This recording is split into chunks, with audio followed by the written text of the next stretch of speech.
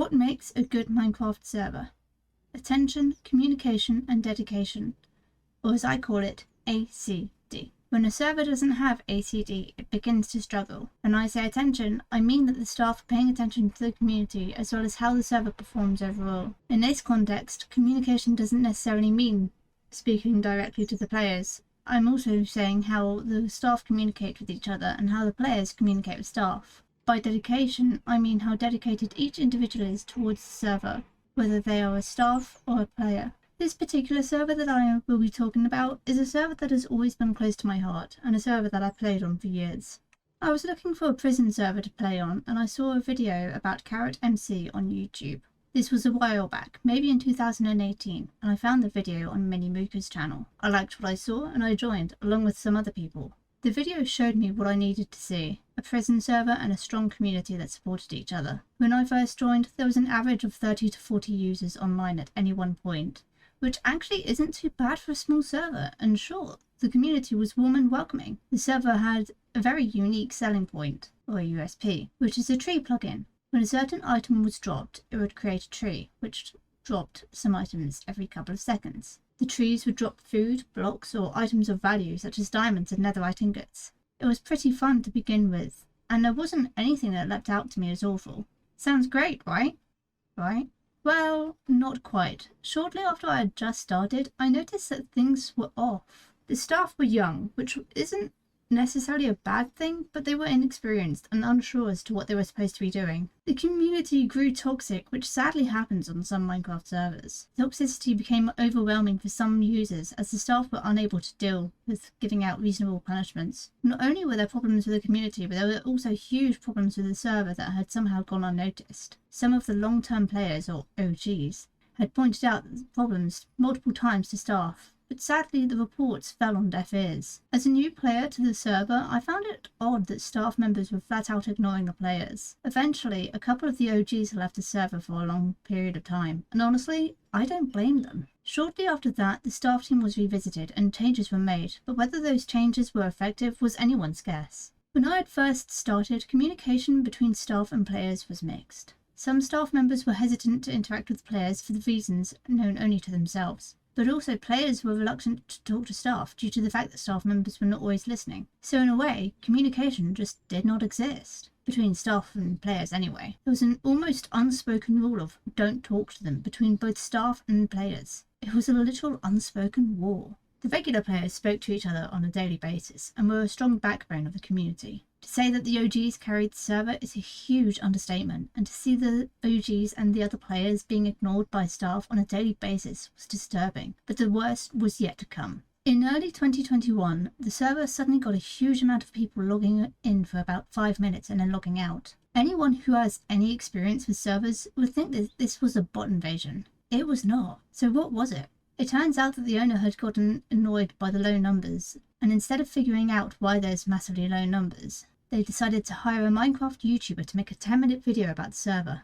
That, in itself, is not the problem. In this video, the YouTuber stated that the server was theirs, and they were going to do a giveaway on the server. In the video, they stated that the first 20 people to join the server would be able to claim a free rank on the server if they used a certain code in the shop. If you think that I was lying about the video, it's called How to Get a Free Minecraft Rank, and it's by such speed. The video will be linked in the description for anyone who wants to see it. And while it does seem like the video is just about RTX and other sort of stuff to do with computers, there is a 1-minute segment at the very end where the server is shown. That was not the problem. The problem was that the owner never told the staff team what was happening. As a player, I asked the staff what was happening and they responded with, "I don't know, I'll try and find out." It took the owner 12 hours to respond to messages from the staff team as to what was going on. By that point, the staff had already figured that out. As more and more people logged on, redeemed codes, and then promptly logged off, something was becoming quite clear. 20 codes had easily been redeemed, and more people were getting ranks, which isn't necessarily bad, but it was just a bit weird. However, due to the amount of people trying to redeem code at once, the system got slow trying to keep up with the traffic that was being generated. New players were getting impatient and started taking their frustration out on the staff, who had no control of the spiraling situation. The regular players began to no longer feel comfortable being on such a toxic server, and honestly, who can blame them? Eventually, the owner logged on and was bombarded with hundreds of questions coming from both staff and players. The owner didn't respond for a few minutes and only answered one question before logging off again. The question that the owner answered was, "How many codes did you actually give out?"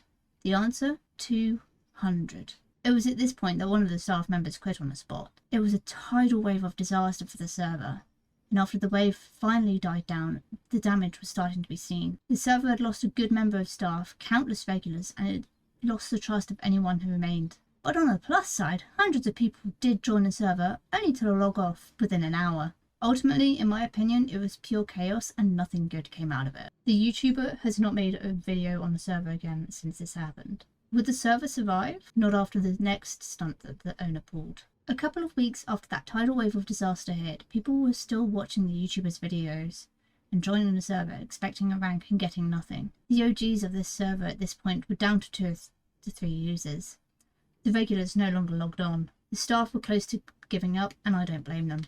After the tsunami of misfortune that had struck the server, users were less dedicated to spending long periods of time on the server. The occasional OG would log on once a week and check to see if the damage had been dealt with. It had, but it left a burning imprint of distrust between the community, the staff, and the owner. Unfortunately, it was an imprint that could not be repaired with the OG players and some of the regulars. The newer players were quick to forgive and forget as they thought this would be a one-off event. As the owner of the server slowly realised that CarrotMC had gone through the Minecraft equivalent of hell, they made a decision. Personally, I thought that the owner would apologise and begin to listen to the remaining players as well as listen to the staff. That was not what happened. The owner closed the server down. Occasionally the server would close for a couple of hours just for routine maintenance.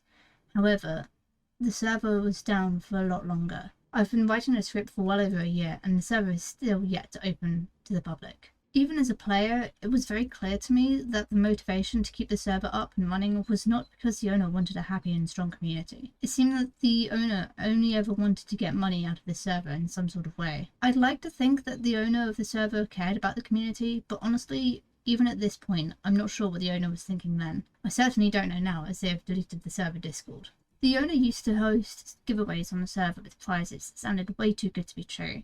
The island with the highest score would win $100 PayPal. That ended up being a $20 coupon to use on the server store, every single time. Players on the server would complain and get a simple, "We never said that," or they would get ignored. Eventually, players would stop playing, and the owner would host another contest on the server to try and drive the traffic up. Then the whole cycle would start again. The last I heard was that in October 2022, there would be a Season 2 beta, which was open to the beta testers. There wasn't a way for people to apply to be a beta tester.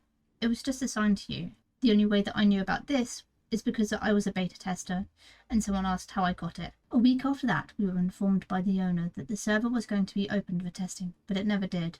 Or if it did, I wasn't informed of the IP. Either way, if there was a Season 2 beta, I didn't have an active part in it. I personally hope that there was a Season 2 beta. I think it would be nice for the server to revive itself and become what myself and many others knew it as. A server that was filled with fun memories and wonderful people. I don't know what has happened to CarrotMC, but I hope it has a possible redemption, or at least a relatively happy ending.